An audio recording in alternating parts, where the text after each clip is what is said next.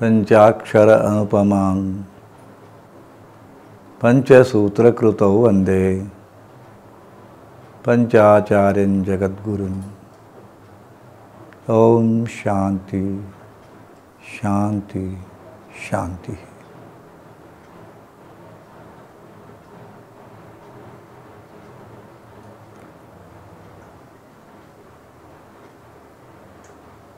ನಮ್ಮ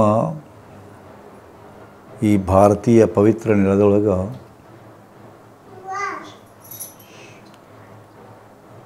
ಯೋಗ ಆಧ್ಯಾತ್ಮ ಧರ್ಮದ ಬಗೆಗೆ ಸಾವಿರಾರು ಯೋಗ ಗುರುಗಳು ಸಂತರು ಮಹಾಂತರು ಸಾಕಷ್ಟು ಹೇಳಿಯಾಗಿದೆ. ಅವರು ನೇರವಾಗಿ ಹೇಳಿಲ್ಲ, ಮುಂದೆ ಶಿಷ್ಯನನ್ನು ಕೂಡಿಸ್ಕೊಂಡ್ರು. ಅವರು ಹೇಗೆ ಭಗವದ್ಗೀತೆ ಬರಿಬೇಕಾದ್ರೆ ನೇರವಾಗಿ ವ್ಯಾಸರು ಬರಲಿಲ್ಲ. ಗಣೇಶನಿಗೆ ಉಪದೇಶ ಮಾಡಿದ್ರು, ಗಣೇಶನಿಗೆ ಬರೀಲಿಕ್ಕೆ ಹೇಳಿದರು. ಅವರು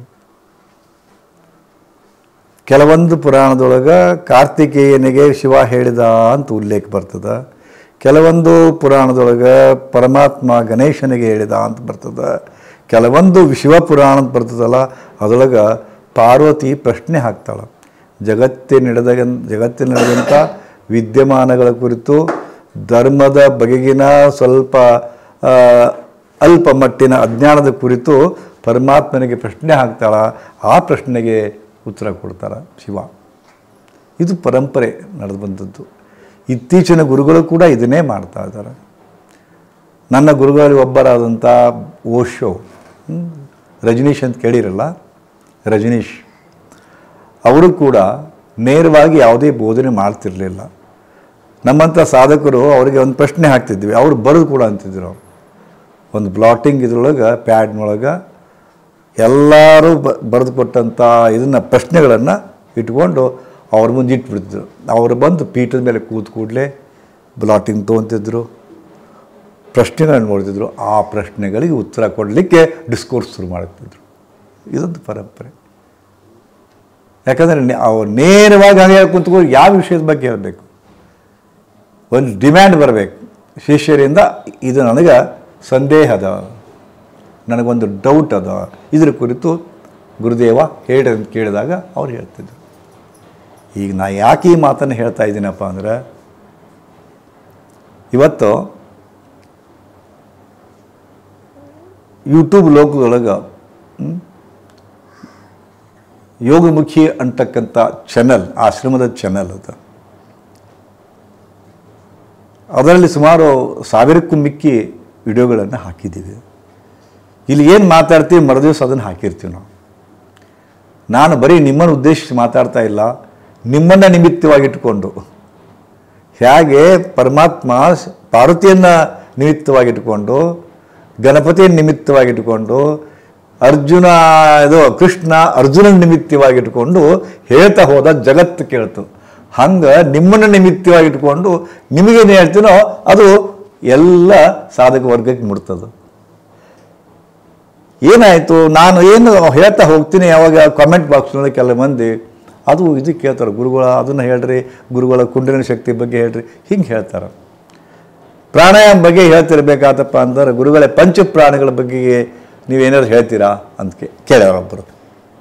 ಪಂಚಪ್ರಾಣಗಳ ಬಗೆಗೆ ಸ್ವಲ್ಪ ಹೇಳ್ರಿ ಅಂತ ತಿಳ್ಕೊಂಡು, ಅದಕ್ಕೆ ಅವರು ಕೇಳಿದ ಪ್ರಶ್ನೆಗೆ ಉತ್ತರವಾಗಿ ನಿಮಗೂ ಬಂತು ಅವರಿಗೂ ಬಂತು, ನಿಮಗೂ ಬಂತು ಅವರಿಗೂ ಬಂತು. ಈ ಪಂಚಪ್ರಾಣಗಳು ಅಂತ ತಿಳ್ಕೊಂಡು ಯೋಗಶಾಸ್ತ್ರದಲ್ಲಿ ಬರ್ತದೆ. ಶಂಕರಾಚಾರ್ಯ ಬರೆದಂಥ ನಿರ್ವಾಣಾಷ್ಟಕದೊಳಗೆ ನವೈ ಪಂಚವಾಯು ಅಂತ ಬರ್ತದೆ. ಅಂದ್ರೆ ನಾನು ಏನೂ ಅಲ್ಲ, ನಾನು ಕಾಲಲ್ಲ, ಕೈ ಅಲ್ಲ, ಮೂಗಲ್ಲ, ಬಾಯಲ್ಲ, ಪಂಚವಾಯು ಅಲ್ಲ, ಪಂಚಕೋಶ ಅಲ್ಲ, ಏನೇನು ಅಲ್ಲ, ನಾನು ಚಿದಾನಂದ ರೂಪ ಶಿವೋಹಂ ಶಿವೋಹಂ. ನಾನು ಚಿದಾನಂದ, ಸಾಕ್ಷಾತ್ ಚಿದಾನಂದ ರೂಪಿ ಇದ್ದೀನಿ ನಾನು. ನಾನು ಪರಮಾತ್ಮನಂದ ಅಂಶ. ಈ ಒಂದು ಸಾಗರದ ಒಂದು ನೀರನ್ನ ಒಂದು ಕೊಳ ನೀರು ತೊಗೊಂಡಾಗ ಸಾಗರದ ಒಂದು ಅಂಶ ಆಗ್ಬಿಡ್ತದೆ. ಹಂಗೆ ಜಗದ್ವ್ಯಾಪಿ ಒಂದು ಪರಮಾತ್ಮ ಶಕ್ತಿ ಪರಮಾತ್ಮ ತತ್ವ ತುಂಬೇದ, ಅದರಾಗಿ ಒಂದು ಕಣ ನಾವು. ಮತ್ತು ನಾವೇನು ಇರ್ಲಿಕ್ಕೆ ಶಾಕ್ಯದ? ದೇವರ ಮಕ್ಕಳು ದೇವರೇ ಆಗ್ತಾರೆ ವಿನ ದೇವರ ಮಕ್ಕಳು ರಾಕ್ಷಸರು ಹೆಂಗೆ ಆಗ್ತಾರೆ? ಮೂಲತಃ ನಾವು ಪರಮಾತ್ಮನ ಮಕ್ಕಳೇ. ಹೀಗಾಗಿ ನಾವು ಪರಮಾತ್ಮನೇ. ಅದಕ್ಕೆ ನಾನೇ ಪರಮಾತ್ಮ ಇದ್ದೀನಿ. ಇದು ಕನ್ಫ್ಯೂಷನ್ ಭಯಂಕರ ಮಂದಿಗದ. ಕನ್ಫ್ಯೂಷನ್ ಅಲ್ಲ, ಒಂದು ಇಡೀ ಜಗತ್ತೇ ಕನ್ಫ್ಯೂಷನ್ ಅದ. ಅದಕ್ಕೆ ಈ ಕನ್ಫ್ಯೂಷನ್ ಕಳೆಯಾಕ ಶಂಕರಾಚಾರ್ಯರು ನೀವೇನೇನೂ ಅಲ್ಲ, ನೀವೇ ಸಾಕ್ಷಾತ್ ಪರಬ್ರಹ್ಮ ಇದ್ದೀರಿ, ನೀವೇ ಆ ಚಿದಾನಂದ ರೂಪಿ ಇದು ಪರಮಾತ್ಮ ಇದ್ದೀರಿ ಅಂತ ಹೇಳಿದರು.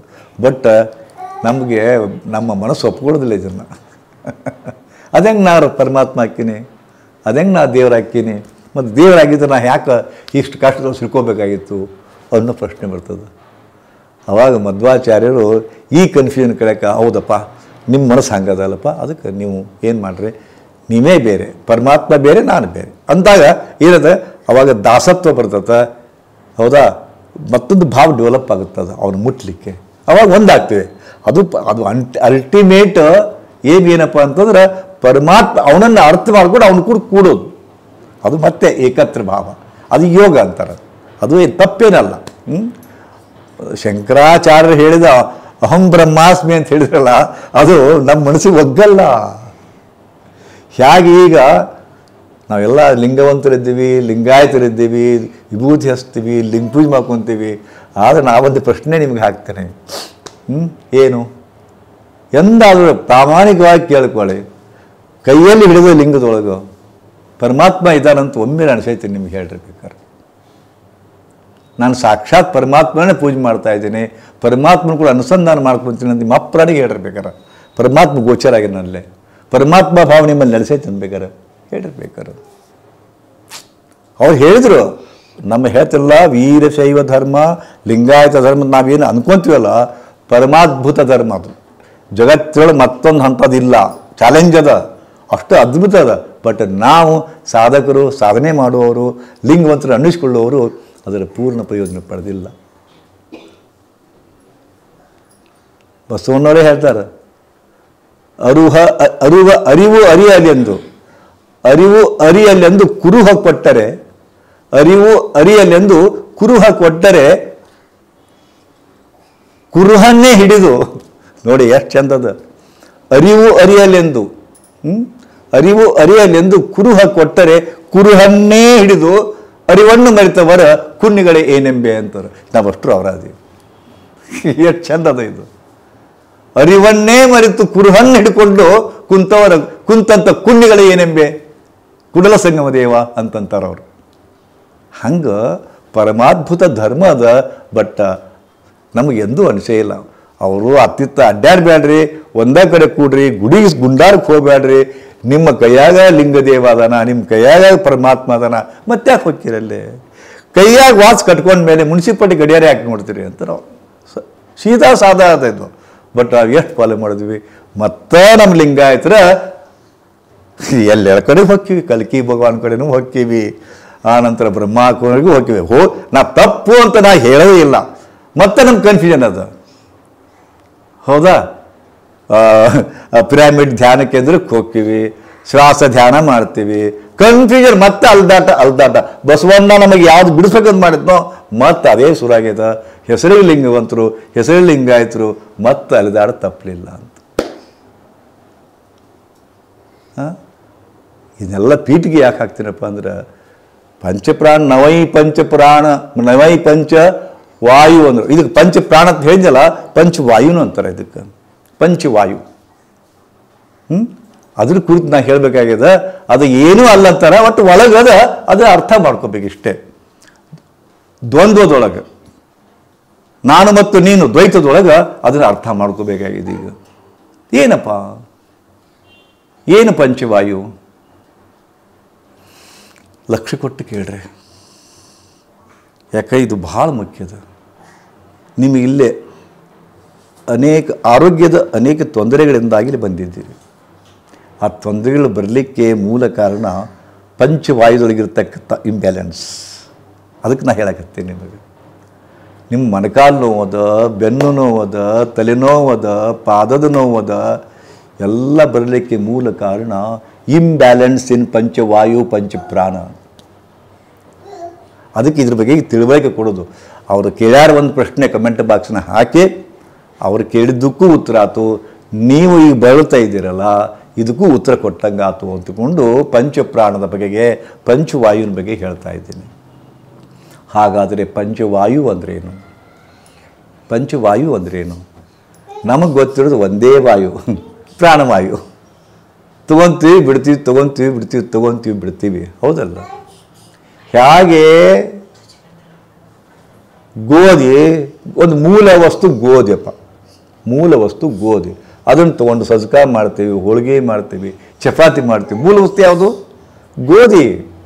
ಶಾವಿಗೆ ಮಾಡ್ತೀವಿ, ಉಪ್ಪಿಟ್ಟು ಮಾಡ್ತೀವಿ, ಹುಗ್ಗಿ ಮಾಡ್ತೀವಿ, ಅಲ್ಲೇನು? ಮಡಕೆಯ ಮಾಡುವಡೆ ಮನ್ನೆ ಮೊದಲು, ತೊಡಿಗೆಯ ಮಾಡುವಡೆ ಹೊನ್ನೆ ಮೊದಲು. ಒಂದು ಮಡಿಕೆ ಮಾಡ್ಬೇಕಾದ್ರೆ ಮಣ್ಣ ಮುಖ್ಯದ, ಆದ್ರೆ ಮುಂದೆ ಸ್ವರೂಪ ಕೊಡ್ತೀವಿ ಅಷ್ಟೇ.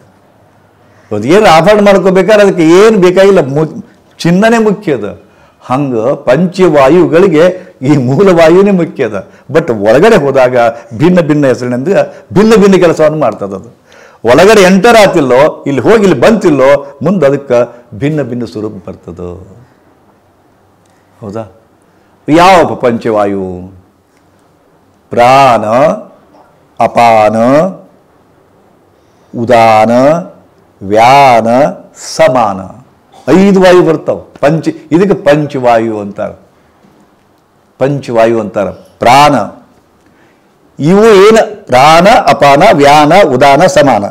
ಈ 5 ವಾಯು ಏನಾದರೂ ಸ್ವಲ್ಪ ಇಂಬ್ಯಾಲೆನ್ಸ್ ಆಯ್ತು, ಅಸಮತೋಲನ ಆಯ್ತು, ನಿಮಗೆ ಜಡ್ಡು ಬರೋದು ಗ್ಯಾರಂಟಿ. ನಿಖರವಾಗಿ ಜಡ್ಡು ಬರ್ತಾವೆ. ಅವ್ರು ಹೇಳ್ತಾರೆ ಸ್ಪಷ್ಟವಾಗಿ. ಇನ್ನ ಕೆಲ ಮಂದಿ ಇದು ಮುಖ್ಯ ನೋಡಿ, ಹೆಂಗೆ ಒಂದೇ ವಾಯು ಹೋಗಿ 5 ವಾಯು ಆಯ್ತು, ಪಂಚವಾಯು ಅಂದರು. ಮತ್ತು ಇದಕ್ಕೆ ಉಪಪ್ರಾಣ ಅಂತಾರೆ, ಅದಕ್ಕೆ ಉಪಪ್ರಾಣವಾಯು ಅಂತಾರೆ. ಹೆಂಗೆ 6 ಚಕ್ರದವ, 6 ಚಕ್ರದವ, ಆದ್ರೆ ಹೆಚ್ಚಿಗೆ ಸಟ್ಚಕ್ರ ಅಂದರು. ಈ ಚಕ್ರ ಬಿಡ್ತಾರೆ ಸ್ವಲ್ಪ, ಹೌದಾ? ಸಪ್ತ ಚಕ್ರ ಅಂದರು. ಇದು ಮುಖ್ಯ ಚಕ್ರ. ಇದು ಆತ್ಮನೇ ಹೆಬ್ಬಾಗಿಲು. ಆತ್ಮ ಇಲ್ಲಿಂದ ಪ್ರವೇಶ ಆಗ್ತಾನ, ಆತ್ಮ ಇಲ್ಲಿಂದ ಹೊರಗೆ ಹೋಗ್ತಾನ. ಇದು ನಿಯಮ ಅದ. ಇದ್ರ ಜೊತೆಗೆ ಮತ್ತೆ ಶಿಖಾ ಚಕ್ರ ಅಂದರು. 8ನೇ ಚಕ್ರ ಇದು ಶಿಖಾ. ಇದಕ್ಕೆ ಚಂಡಿಕಿ ಬಿಡ್ತಾರೆ. ಚಂಡಿಕಿ ಗೊತ್ತದ? ಈಗಲೂ ಕೂಡ ಬ್ರಾಹ್ಮಣರು ಬಿಡ್ತಾರೆ. ಈ ಭಾಗ ಶಿಖಾ ಚಕ್ರ ಅಂತಾರೆ. ಮುಂದೆ ಉಪಚಕ್ರ ಬರ್ತಾವು. ಇವೆಲ್ಲ ರೇಖಿ ತೊಗೊಂಡವ್ರಿಗೆ ಗೊತ್ತಾಗತ್ತೆ, ಹೌದಾ? ಹಂಗ 5 ವಾಯು ಬಂದು ಪಂಚವಾಯು, ಒಂದೇ ವಾಯು 5 ವಾಯು ಆದು. ಮುಂದೆ ಅದಕ್ಕೆ ಬಸ್ ಹೀಗೆ ಹೆಂಗ ಒಂದು ವಂಶಾವಳಿ ಇದ್ದಂಗಪ್ಪ. ನಮ್ಮ ಅಜ್ಜನ ಅಜ್ಜ, ನಮ್ಮ ಅಜ್ಜ ಫಕೀರಪ್ಪಿದ್ದ. ಫಕೀರಪ್ಪನ ಮಗ ಮಲ್ಲಪ್ಪ, ಮಲ್ಲಪ್ಪನ ಮಗ ಸಂಗಪ್ಪ, ಸಂಗಪ್ಪನ ಮಗ ನಾವು, ನನ್ನ ಮಗ ಇವರು. ವಂಶವಾಳಿ ಹಂಗೆ ವಾಯು ಒಂದು ಮೂಲ ಅಪ್ಪ ಇದ್ದಂಗ 5 ಮಕ್ಕಳು ಹುಟ್ಟಿದ್ವು. ಅವರು 5 ಮಂದಿ ಮತ್ತೊಂದು ಮಕ್ಕಳು ಹುಟ್ಟಿದ್ವು.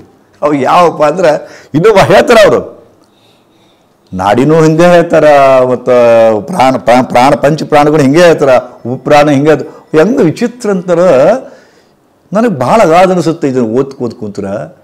84 ಲಕ್ಷ ಆಸನ ಅಂತಾರ, ಅವಕ್ಕೆ ಹೆಸರು ಕೊಟ್ಟಾರ. 84 ಲಕ್ಷ ಆಸನಕ್ಕೆ ಹೆಸರು ಕೊಟ್ಟಾರ. ಕಲ್ಪನೆ ಮಾಡ್ಕೋರಿ. ಅವು ಹೆಂಗೆ ಕೊಟ್ಟಾರಪ್ಪ ಅಂದ್ರೆ ಪೊಸಿಷನ್ ಮ್ಯಾಗ. ಉದಾಹರಣೆಗೆ ಹಿಂಗೆ ಮಾಡಿ ಕಾಲೆತ್ತಿರಿ, ಕೈ ಭುಜ ಎತ್ತಿರಿ, ಅವಾಗ ಭುಜಂಗಾಸನ ಅಂದ್ರೆ. ಭುಜಂಗ ಅಂದ್ರೆ ಸರ್ಪ. ನೀವು ಮಾಡುವ ಆಸನದ ಸೇಫ್ ಹೆಂಗೆ ಬಂತಪ್ಪ ಅಂದ್ರೆ, ಹಾವು ಹಿಂಗೆ ಹೊಂಟಾಗ ಎಡಿ ನಿಲ್ತದಲ್ಲ, ಸರ್ಪಾಸನ ಅಂದರು, ಭುಜಂಗಾಸನ ಅಂದರು. ಹಿಂಗಡಿದ ಕೈ ಎತ್ತಿದ್ರು ತಾರಾಸನ ಅಂದರು. ಎಂತಂತ ಹೆಸರು ಕೊಟ್ಟಾರಂದ್ರೆ ಅಗಾಧ ಅನಿಸುತ್ತೆ. ಹಂಗೆ ಈ ಒಂದ ವಾಯು ಇತ್ತು, ವಾಯು ಅಂದ್ರು, ಮತ್ತೆ 5 ಬಂದ್ವಲ್ಲ, ಅದಕ್ಕೂ ಮತ್ತೆ ಹೆಸರು ಕೊಟ್ಟರು. ಪ್ರಾಣ ಅಂದರು, ಅಪಾನ ಅಂದರು, ಉದಾನ ಅಂದರು, ವ್ಯಾನ ಅಂದರು, ಸಮಾನ ಅಂದರು. ಅದೂ ಹೋಗ್ಲಿಪ್ಪ, ಇವಕ್ಕೇನು ಮಕ್ಕಳು ಹುಟ್ಟಾವಲ್ಲ, ಅವಕ್ಕೂ ಹೆಸರು ಕೊಟ್ಟಾರ. ದೇವದತ್ತ, ನಾಗ, ಕೂರ್ಮ, ಕ್ರಿಕ್ಕರ, ಧನಂಜಯ, ನೋಡು 5 ಮತ್ತು ಪಂಚಪ್ರಾಣಗಳು. ಇವಕ್ಕೆಲ್ಲ ಕೆಲಸ ಒಂದೊಂದು, ಅವನ್ನೆಲ್ಲ ನಮ್ಮ ದೇಹದ ಕುದ ಮಾಡಕತ್ತೇವು.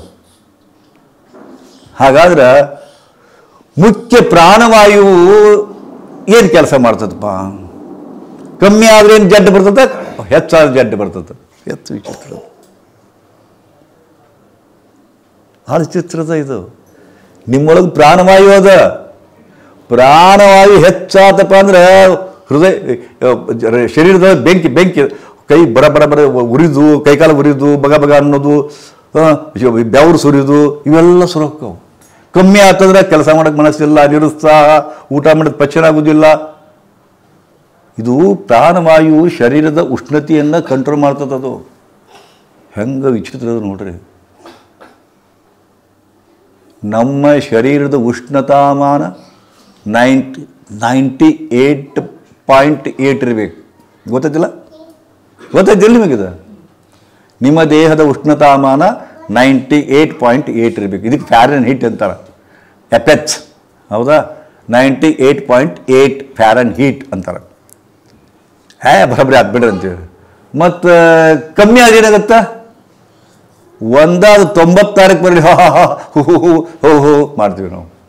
ಹೆಚ್ಚಾತಪ್ಪ ಅದು ಓಹೋ ಭಯ್ಯ ಬೆಂಕಿ ಮುಟ್ಟು ನೋಡ್ತಾರ, ಯಪ್ಪೋ 102 ಗಾಬರಿನ ಹಾಕ್ತಾರ. 98 ಇದ್ದದ್ದು ಬರೀ 4 ಜಾಸ್ತಿ ಆತಪ್ಪ ಅಂದ್ರೆ ಕಂಟ್ರೋಲ್ ಆಗೋದಿಲ್ಲ. ಎಷ್ಟು ಉಡಿತದೆ, ಬಗ ಬೆಂಕಿ ಇದ್ದಂಗೆ ಐತಿರ ಮೈ ಅಂತೀರಿ ನೀವು. ಬರೀ 4 ಪಾಯಿಂಟು. ಹಂಗಾರೆ 4 ಪಾಯಿಂಟ್ ಕಮ್ಮಿ ಆದ್ರೆ ಗೊತ್ತಾಗತ್ತಲ್ಲ ಈಗ ಮೈಮಾ ಸಮಾನ ಇರಬೇಕು. 98.8 ಇರಬೇಕು. ಭಾಳ ಆದ್ರೆ 99 + 97 97 ಇರಬೇಕು. ಅಂದ್ರೆ ಆರೋಗ್ಯ ಸ್ಥಿರವಾಗಿರ್ತದೆ. ಏನೋ ತಿಂದ್ಕೊಂಡು, ಎಲ್ಲೋ ನಿದ್ಗೆಟ್ಟು, ಏನೋ ಮಾಡಿಕೊಂಡು ಸುಸ್ತಾಗಿ ಮಕ್ಕೊಂಡ್ರಪ್ಪ ಅಂತಂದ್ರೆ ಗಡಗಡ ಮೈ ಚಳಿ ಬಂದ್ಬಿಡ್ತಲ್ಲ. ಅದ್ರ ಜೊತೆ ಮತ್ತೆ ಇದು ಬರ್ತಾವೆ ಜ್ವರ. ಅವಾಗ ಹೆಚ್ಚಾಗುತ್ತೆ, ಕಮ್ಮಿ ಆಗುತ್ತೆ. ಕಮ್ಮಿ ಬಂದರೂ ಸಾಯ್ತಾನೆ ಮನುಷ್ಯ, ಹೆಚ್ಚಾದ್ರೂ ಸಾಯ್ತಾನೆ. ಭಾಳ ಡೇಂಜರಸ್ ಅದ ಇದು, ಭಾಳ ಡೇಂಜರಸ್ ಅದ. ಅದಕ್ಕೆ ಇಲ್ಲಿನೂ ಕೂಡ ಹಾಗೆ ಪ್ರಾಣ ಬೇಕು. ಹೌದು, ಪ್ರಾಣವಾಗಿ ಬೇಕಾದ್ರೆ ಸ್ವಲ್ಪ ಕಮ್ಮಿ ಆತಪ್ಪ ಅಂದ್ರೆ ಸಂಕಟನ, ಹೆಚ್ಚಾದ್ರೆ ಸಂಕಟನ. ಬಂಗಾರ ಇನ್ನ ಆ ಕಡೆ ಈ ಕಡೆ ಹೋಗ್ಬೋದು, ಇದು ತಕ್ಕಡಿ ಬರಬೇಕಿದು. ಒಂದು ಗುಂಜಿ ಬಂಗಾರ ತೂಗು ಮುನ್ಸೈತಿ, ಒಂದು ಗುಂಜಿ ಏಟಿರ್ತೈತೆ. ಆದರೂ ಅದಕ್ಕೆ ಗಾಳಿ ಬಡಿಬಾರ್ದು ಅಂತಿಕೊಂಡು ಕಾಜಿನ ಪೆಟ್ಟಿಗೆ ಒಳಗೆ ಹಾಕಿ ತೋರಿಸ್ತಾರೆ ಅವ್ರು. ನೋಡ್ರಿ ಬರಬರಿ ಐತಿರಂತ.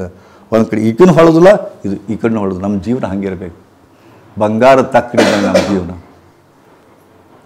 ಪ್ರಾಣ ಕಮ್ಮಿ ಆತಪ್ಪ ಒಂದು ಸಂಕಟ, ಹೆಚ್ಚಾರು ಒಂದು ಸಂಕಟ. ಅಪಾನವಾಯು ಕಮ್ಮಿ ಆತಪ್ಪ ಸಂಕಟ. ಅಯ್ಯೋ, ಅಪಾನವಾಯಿನ ಕೆಲಸ ಏನು? ಅಪಾನವಾಯಿನ ಕೆಲಸ ನಿಮ್ಮ ಮಲ ಮೂತ್ರ ಇವನ್ನೆಲ್ಲ ಹೊರಗೆ ಹಾಕೋದು ಕೆಲಸ ಅದು ಬರ್ತದೆ. ಅಕಸ್ಮಾತ್ ಅದು ಸ್ಟ್ರೈಕ್ ಮಾಡ್ತಪ್ಪ ಅಂದ್ರೆ ಅಪಾನವಾಯು ಸಂಡಾಸ ಆಗಲಿಲ್ಲಪ್ಪ, ಮೂತ್ರಣ ಬರಲಿಲ್ಲಪ್ಪ, ಖುಷಿ ಇರ್ತೀರೇನು? ಭಯಂಕರ. ಬರ್ತಾರ 13 ದಿವಸ ಆಯ್ತು ಸಂಡಾಸ ಆಗಿಲ್ಲ ಬರ್ತಾರೆ. 13 ದಿವಸ ಅಂತ ಸಂಡಾಸ ಆಗಿಲ್ಲ ಅಂತಾರೆ. ಏನೂ ಆಗದೇ ಇರ್ಬೋದು, ಆದ್ರೆ ಯಾವ ಹೊತ್ತಿನಿಗೆ ಗೊಟ್ಟಕ್ಕಂತ ಹೇಳಕ್ಕೆ ಬರೋದಿಲ್ಲ. ಇವತ್ತು ಏನೂ ಆಗಿಲ್ಲಪ್ಪ ಅಂದ್ರೆ ಸಂತೋಷ ಪಡಬೇಡ್ರಿ. ಅಪಾನವಾಯುವಿನ ಕೆಲಸ ಮಲಮೂತ್ರ ವಿಸರ್ಜನೆಯನ್ನು ಮಾಡಿಸುತ್ತದೆ. ಆನಂತರ ಆಹಾರ ಪಚನ ಮಾಡಲಿಕ್ಕೆ ಅದು ಒಂದು ಕಾರಣ ಆಗ್ತದೆ. ಅದಕ್ಕೆ ನೋಡ್ಬೇಕಾದ್ರೆ ಆಹಾರ ಪಚನ ಆಗೋದಿಲ್ಲ, ಗ್ಯಾಸ್ ಆಗುತ್ತೆ, ಅಸಿಡಿಟಿ ಆಗುತ್ತೆ, ಇವೆಲ್ಲ ಅಪಾನವಾಯಿನ ತೊಂದರೆಯಿಂದ ಬರ್ತಾವೆ. ಅದಕ್ಕೆ ನೀವೇನು ಮಾಡ್ತೀರಿ? ಏನು ಮಾಡ್ತೀರಿ? ಸೋಡಾ ಕುಡಿತೀರಿ. ಸೋಡಾ ಕುಡ್ದಾಗ ಒಂದಿಷ್ಟು ಅಪಾನವಾಯು ಒಳಗುತ್ತೆ, ಬ್ಯಾಲೆನ್ಸ್ ಮಾಡ್ಕೊಳಕತ್ತು. ಅದಕ್ಕೆ ರಿಲೀಫ್ ಆತ್ ನೋಡಪ್ಪ ಅಂತೀವಿ ನಾವು. ಲಿಮ್ಕಾ ಕುಡಿತೀರಿ, ಏನೇನದಾವಲ್ಲ ಗ್ಯಾಸದ್ದು ಕಳಿವು, ಫಂಟ, ಪೆಪ್ಸಿ ಗಿಪ್ಸಿ ಕುಡಿತೀವಿ, ಬಂದು ಬರ್ತದೆ. ಈಗ ಶಾಂತ ಆಯ್ತು ನೋಡ್ರಿ ಹೊಟ್ಟೆ ಅಂತ. ಒಳಗೆ ಗ್ಯಾಸ್ ಕುಂತು ಅಡ್ಡಾಡ್ತಿರ್ತಲ್ಲ, ತಳಮಳ. ನಿಮಗೆ ಎಲ್ಲೇ ಒತ್ತಡ ಕೊಡಲಿ ಏನೋ ತಳಮಳ ಆಗೋದಿಲ್ಲ. ಇಲ್ಲಿ ಒತ್ತಡ ಕೊಟ್ಟರೆ ಕಾಲು ಬರ್ತದೆ, ಇಲ್ಲಿ ಒತ್ತಡ ಕೊಟ್ಟರೆ ಕಾಲು ನೋವು ಬರ್ತದೆ, ಇಲ್ಲಿ ಒತ್ತಡ ಕೊಟ್ಟರೆ ಹೈರಾಣ ಆಗ್ತದೆ, ಇಲ್ಲಿ ಒತ್ತಡ ಕೊಟ್ಟರೆ ಅಂತ ಮುಗದ ಹೋತ್. ಇಲ್ಲಿ ಒತ್ತಡ ಕೊಟ್ಟರೆ ನೀವು ಗಾಬರಿ ಆಗೋದಿಲ್ಲ. ಇಲ್ಲಿ ಸ್ವಲ್ಪ ಎದಿನ ಸುರಾಡಿ ಎಜೊಳ್ಕೊಂಡ್ಬಿಡ್ತೀರಿ ನೀವು. ಇಲ್ಲಿ ಎದಿರು ನುಸ ಸುರು ಮಾಡ್ಬೇಕಾರ ಅದು ಗ್ಯಾಸ್ನಿಂದರಾಗಲಿ ಎದರಿಂದರಾಗಲಿ ಯಪ್ಪ ಗಾಬರಿ ಹಾಕಾರ. ಆ ಗಾಬರಿ ಮತ್ತಷ್ಟು ಹೆಚ್ಚಾಗುತ್ತೆ ಅದು. ಹೌದಾ? ಎಲ್ಲಿ ಹಾರ್ಟ್ ಅಟ್ಯಾಕ್ ಹಾಕಿದ್ದು ಅನಿಸುತ್ತೆ. ಹೀಗೆ ಅಪಾನವಾಯುವಿನ ಪ್ರಾಬ್ಲಮ್ ಆದಾಗ ಹಿಂಗೆ ಆಗ್ತದೆ. ಅದಕ್ಕೆ ಸಮ ಇರಬೇಕು. ಅದು ಕೂಡ ಕಮ್ಮಿ ಆದರೂ ಸಂಕಟದ, ಹೆಚ್ಚಾದರೂ ಸಂಕಟದ. ಪ್ರಾಣವಾಯು ಎಲ್ಲದ ಅಂತ ಹೇಳ್ತಾರೆ ಅವರು, ಸ್ಥಳ ಹೇಳ್ತಾರೆ ಅವರು. ಪ್ರಾಣವಾಯು ಇಲ್ಲಿಂದ ಹಿಡ್ಕೊಂಡು ಆಜ್ಞಾ ಚಕ್ರ ಹಿಡ್ಕೊಂಡು ವಿಶುದ್ಧ ಚಕ್ರ ಮಠ ಅದು ಇದರ ಸ್ಥಳ. ಇದ್ರಾಗ ಇದು ಆಕ್ಟ್ ಮಾಡ್ತದೆ. ಅದು ಇದಕ್ಕೊಂದು ಸ್ಥಳ ಸೀಮಿತ ಮಾಡ್ಯಾರ. ಹೌದಾ? ಇಲ್ಲಿಂದ ಇಲ್ಲಿ ಒಳಗೆ ಅದಕ್ಕೆ ಇದ್ರ ಎಲ್ಲ ಜವಾಬ್ದಾರಿ ಅದು ಪ್ರಾಣವಾಯುಂದು. ಆನಂತರ ಇಲ್ಲಿಂದ ಹಿಡ್ಕೊಂಡು ಹೊಕ್ಕರ್ನ ಹಿಡ್ಕೊಂಡು ಕೆಳಗಿನ ಮಠ ಅಪಾಯವಾಯುನ ಕೆಲಸ ಅದು.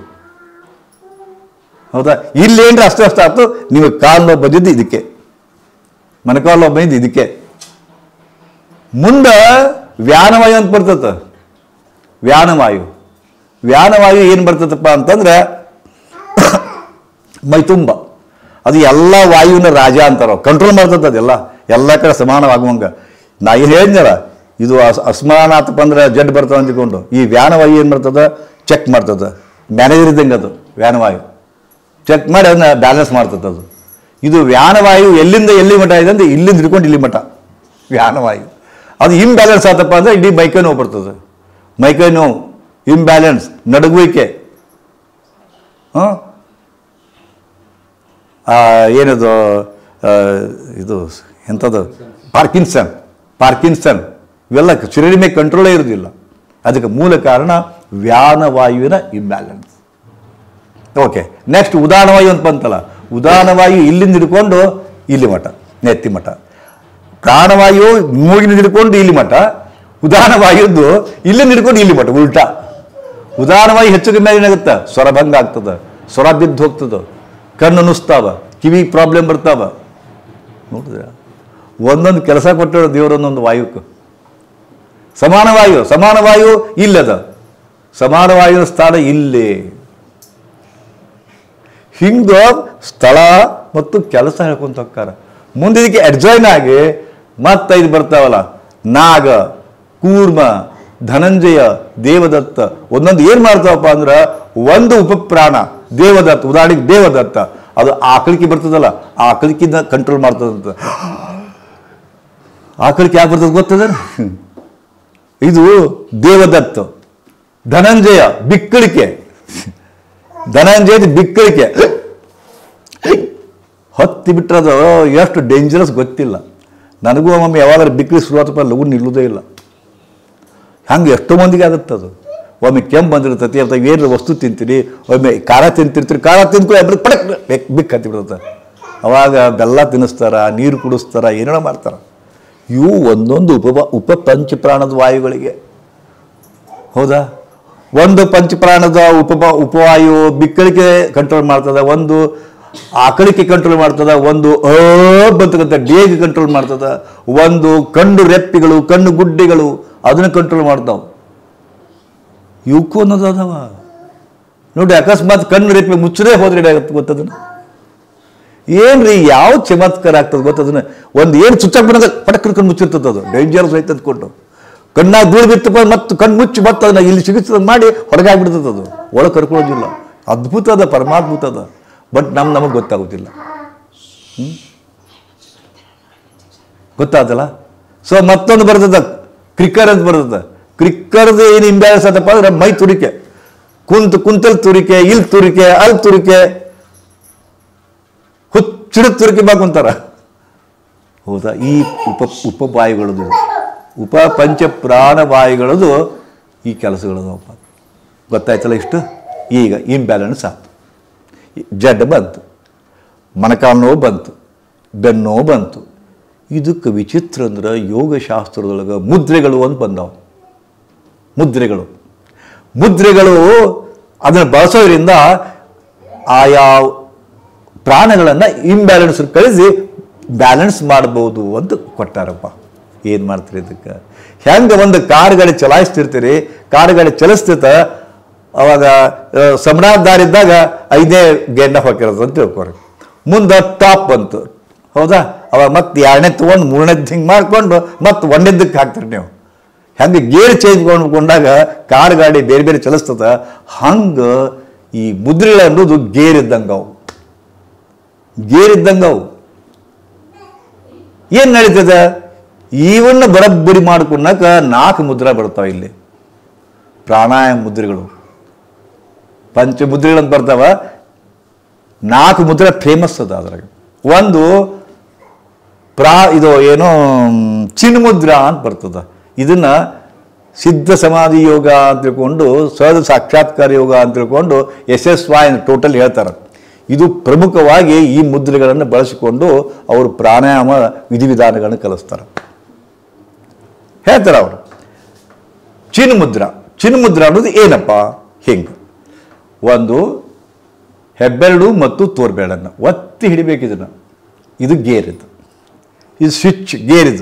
ಗೇರ್ ಹಾಕ್ಕೊಂಡ್ರಪ್ಪ ಅಂತಂದ್ರೆ ಅದು ಎಲ್ಲಿ ಬರುತ್ತಪ್ಪ ಅಂದ್ರೆ ಉಸಿರು ತಗೊಂತೀರಿ ಹಿಂಗೆ ಇಟ್ಕೊಂಡು ಉಸಿರಾಟ ಮಾಡಿದ್ರಪ್ಪ ಅಂತಂದ್ರೆ ಅದು ಎಲ್ಲಿ ಹೋಗುತ್ತಪ್ಪ ಅಂತಂದ್ರೆ ಹೊಕ್ಕಳಿನ ಹಿಡ್ಕೊಂಡು ಪಾದದ ಅಂಗುಷ್ಟದವರೆಗೂ ಹೋಗ್ತದೆ ವಾಯು ಸಂಚಾರ.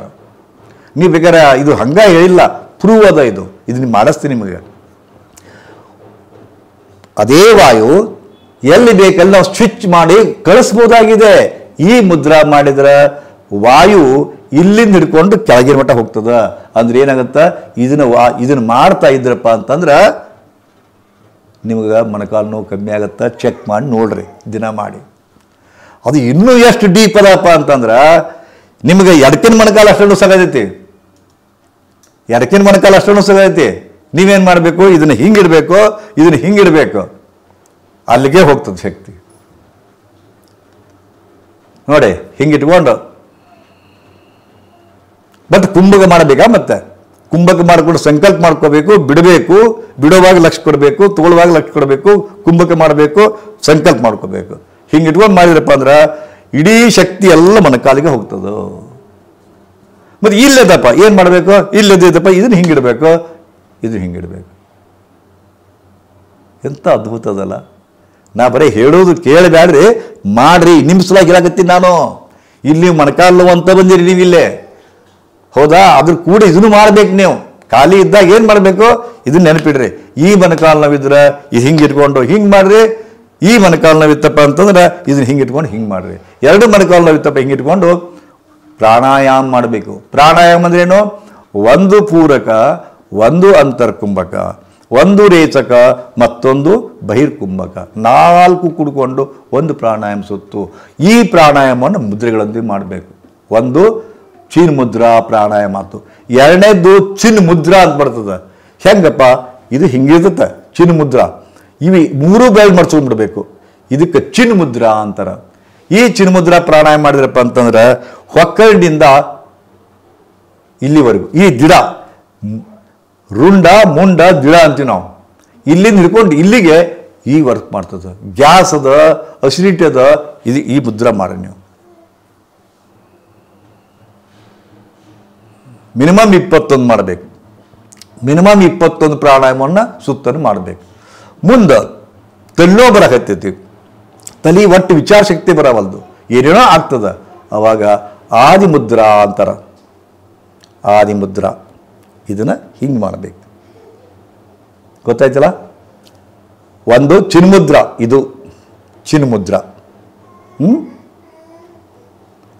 ಚಿನ್ಮಯಿ ಮುದ್ರಾ ಇದು. ಆದಿಮುದ್ರಾ ಇದು ಸುಮ್ಮನೆ ಈಟ ಮಾಡಬಾರ್ದು.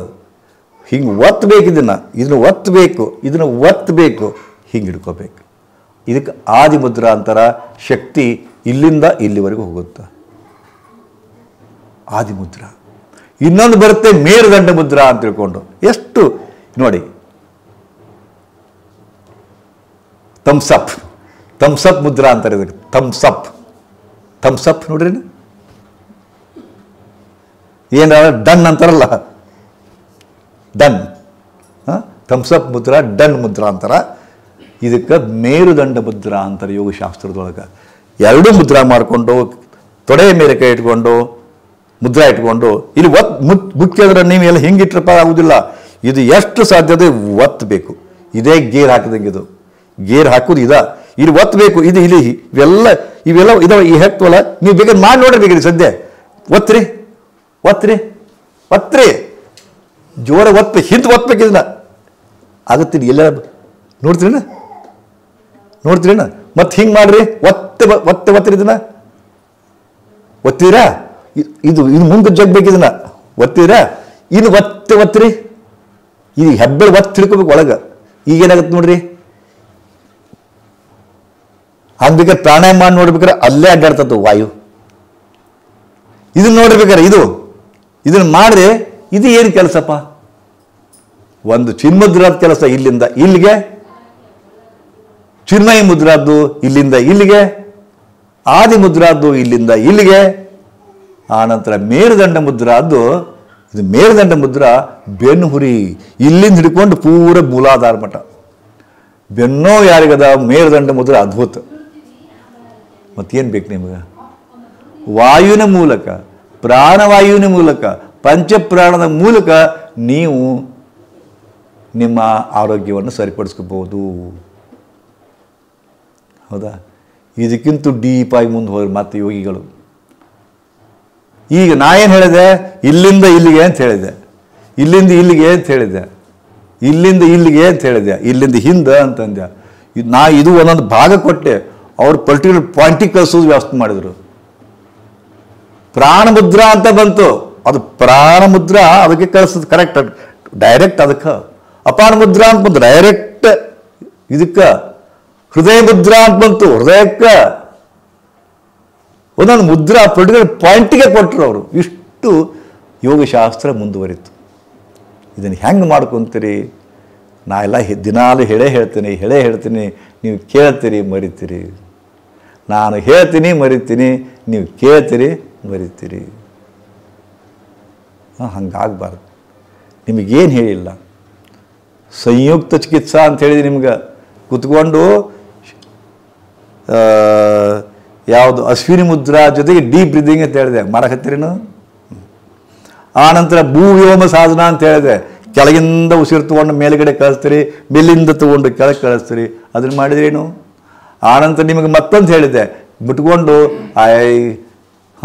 ಏನು ಹೇಳಿದ್ರು? I am sorry, please forgive me, I love you, I thank you.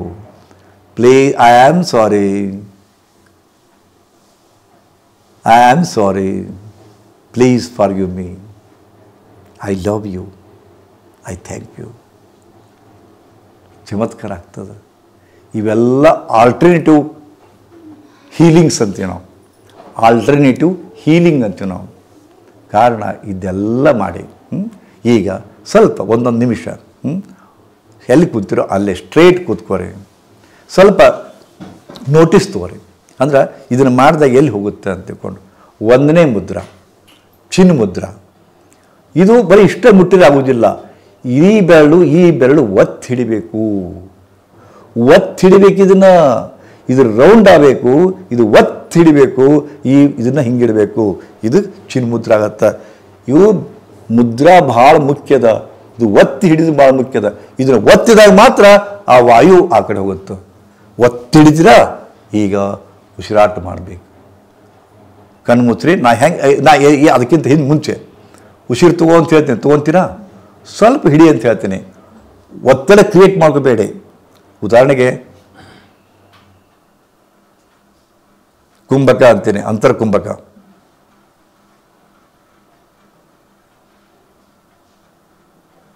ರೇಚಕ,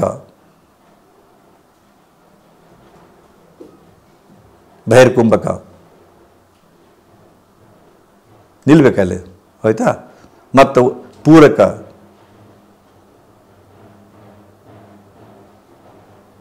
stop, ಕುಂಭಕ, ಅಂತರ್ಕುಂಭಕ. ಹಿಂಗೆ ಅಷ್ಟು ಕೂಡಿ ಒಂದು ಪ್ರಾಣಾಯಾಮ. ಅದಕ್ಕೆ ನೀವು ಇಲ್ಲಿ ಮುದ್ರಾದಾಗ ಕೂಡ್ರಿ. ನಾ ಏನು ಮಾಡ್ತೀನಿ? ಪೂರಕ ಅಂತೀನಿ, ಉಸಿರು ತಗೋರಿ. ಅಂತರ್ಕುಂಭಕ ಅಂದ್ರೆ ಉಸಿರು ತಗೊಂಡ ಮೇಲೆ ಹಿಡ್ಕೋಬೇಕು.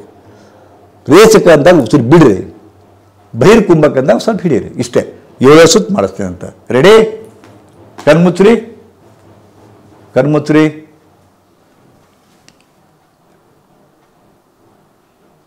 ಪೂರಕ, ಮುದ್ರಾ ಟೈಟ್, ಒತ್ತಿ ಹಿಡ್ಕೊರಿ. ಪೂರಕ, ಎಸ್. ಅಂತರ್ಕುಂಭಕ ಸಹಜವಾಗಿ ಹಿಡೀರಿ, ಆನಂದದಿಂದ ಹಿಡೀರಿ. ರೇಚಕ ಬಿಡಿ, ಸ್ಲೋಲಿ, ಕಂಟ್ರೋಲ್ಡ್ ಬ್ರೀದಿಂಗ್, ಸಾವಕಾಶವಾಗಿ. ಬಹಿರ್ಕುಂಭಕ,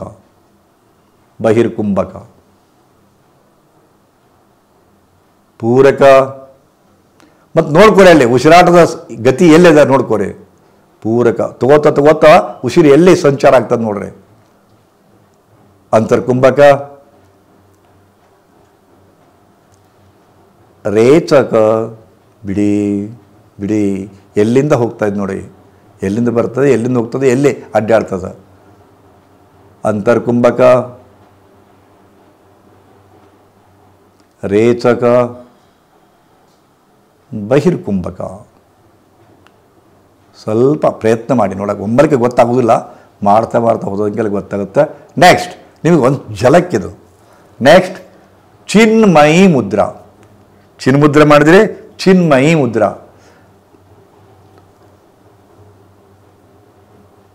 ಮೂರು ಬೆರಳು ಮರ್ಚ್ಕೊಳ್ಳಿ. ತೋರು ಬೆರಳು, ಹೆಬ್ಬೆರಳು ಒತ್ತಿಡಿದಿರಿ, ಉಳಿದ ಮೂರು ಬೆರಳುಗಳನ್ನ ಅಂಗೈಯೊಳಗೆ ಮರ್ಚ್ಕೊಳ್ಳಿ. ಚಿನ್ಮಯಿ ಮುದ್ರಾ. ಮೇಲ್ಮುಖವಾಗಿ ಹಿಡ್ಕೊಳ್ಳಿ. ಪೂರಕ, ಪೂರಕ, ಅಂತರ್ಕುಂಭಕ,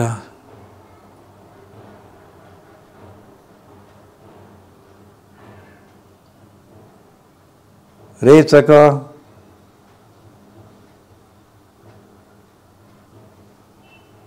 ಬಹಿರ್ಕುಂಭಕ.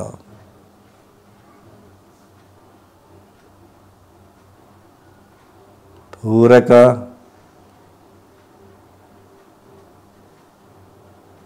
ಅಂತರ್ಕುಂಭಕ, ರೇಚಕ, ಬಹಿರ್ಕುಂಭಕ.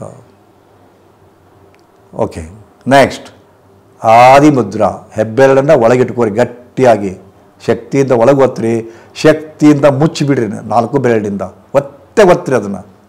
ಈಗ ಶುರು ಮಾಡಿ ನೋಡ್ಕೊಳ್ಳಿ, ಸ್ಪಷ್ಟ ಗೊತ್ತಾಗತ್ತೆ ಇದ್ರಾಗಂತೂ. ಪೂರಕ, ಉಸಿರು ತಗೋಂತ ಹೋಗ್ರಿ, ಮೇಲ್ಭಾಗದ ಸಂಚಾರ ಶುರು ಆಗ್ತದೆ. ಅಂತರ್ಕುಂಭಕ, ಫ್ರ್ಯಾಕ್ಷನ್ ಆಫ್ ಸೆಕೆಂಡ್. ರೇಚಕ, ಬಹಿರ್ಕುಂಭಕ. ಪೂರಕ, ಪೂರಕ, ಅಂತರ್ಕುಂಭಕ, ಅಂತರ್ಕುಂಭಕ, ರೇಚಕ, ರೇಚಕ, ಬಹಿರ್ಕುಂಭಕ, ಬಹಿರ್ಕುಂಭಕ. ಗುಡ್. ಈಗ ಲಾಸ್ಟ್ ಮೇರುದಂಡ. ಥಮ್ಸಪ್. ಒತ್ತಿಗೆ ಟೈಟಾಗಿ ಬೆರಳು ಮರ್ಚ್ಕೋರಿ. ಇದು ಒತ್ತೆ ಹಿಡೀರಿ ಬೆರಳು, ಹಿಂದಕ್ಕೆ ಒತ್ತಬೇಕು, ಹಿಂದಕ್ಕೆ ಗೋಲಿ ಹೊಡೆದಂಗೆ ಟ್ರಿಗಲ್ ಟೈಪ್ ಮುಚ್ಚ್ರಿ.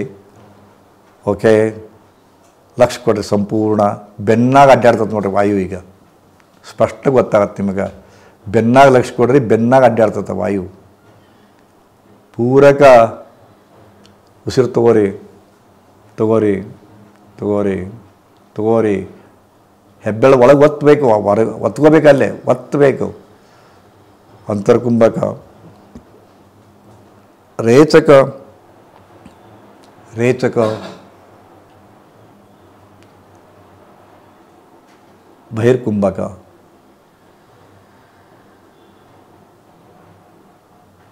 ಪೂರಕ, ಲಕ್ಷ ಕೊಡ್ರಿ.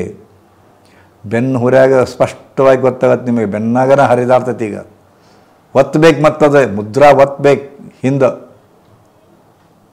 ಅದು ಒಂದು ಸಂಜ್ಞೆ ಹೋಗುತ್ತೆ ನೋಡ್ರಿ, ಬೆನ್ನ ಒಂದು ನರ ಹೋಗ್ಬಿಡುತ್ತೆ ಆ ಕಡೆ. ಅಂತರ್ಕುಂಭಕ, ರೇಚಕ, ಬಹಿರ್ಕುಂಭಕ. ಕೊನೆಯದಾಗಿ ಪೂರಕ,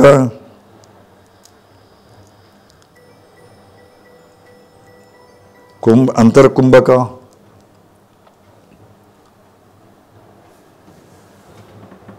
ರೇಚಕ,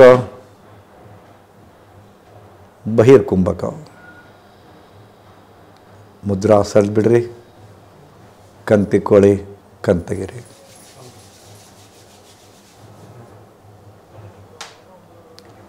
ನೀವು ಕನ್ಫ್ಯೂಷನ್ ಮಾಡ್ಕೋಬೇಡ್ರಿ, ಇವೆಲ್ಲ ಮುದ್ರಾ ಮಾಡ್ರಿ. ಏನು ಸರಳದ ಭಾಳ. ಒಂದು ಚೀನ್ ಮುದ್ರಾ ಒಂದು ಕನಿಷ್ಠ 11-21 ಸುತ್ತು. ಚಿನ್ಮಯಿ ಮುದ್ರಾ 11-21 ಸುತ್ತು. ಆದಿ ಮುದ್ರಾ ಮೇರುದಂಡ ಮುದ್ರಾ 4 ಮುದ್ರಾ. ಎಷ್ಟು ವಿಚಿತ್ರ ಅಂದ್ರೆ ರಿಲೀಫ್ ಆಗುತ್ತೋ ಶ್ರದ್ಧಾ ವಹಿಸಿ ಮಾಡ್ರಿ, ಅದ್ಭುತ ಪರಿಣಾಮ ಆಗ್ತದೆ. ಎಲ್ಲ ವಾಯು ಮ್ಯಾಗದ. ಇದರ ಜೊತೆಗೆ ಊಟದ ಬಗ್ಗೆ ಕಾನ್ಷಿಯಸ್ ಬೇಕು. ನಮಗೆ ಊಟ ಹೆಂಗೆ ಮಾಡ್ಬೇಕು ಏನಲ್ಲ, ಹೌದಾ? ವಾತ ವಿಕೋಪ ಬರ್ತಕ್ಕಂಥ ಊಟವನ್ನು ಕಡಿಮೆ ಮಾಡ್ಕೋಬೇಕು. ಉದಾಹರಣೆಗೆ ಬದ್ನಿಕಾಯಿ, ಚೌಳಿಕಾಯಿ, ಕೊತ್ತಂಬರಿ ಇಂಥವ್ರು ಕಡಿಮೆ ತಿನ್ನಬೇಕು.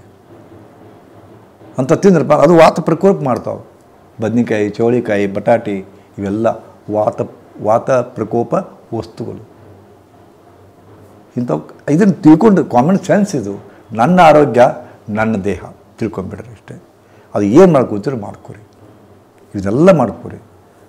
100ಕ್ಕೆ 100 ರಿಸಲ್ಟ್ ಇದು, 100ಕ್ಕೆ 100 ರಿಸಲ್ಟ್ ಅದ. ಬಟ್ ನೀವು ಮಾಡಬೇಕಷ್ಟೆ.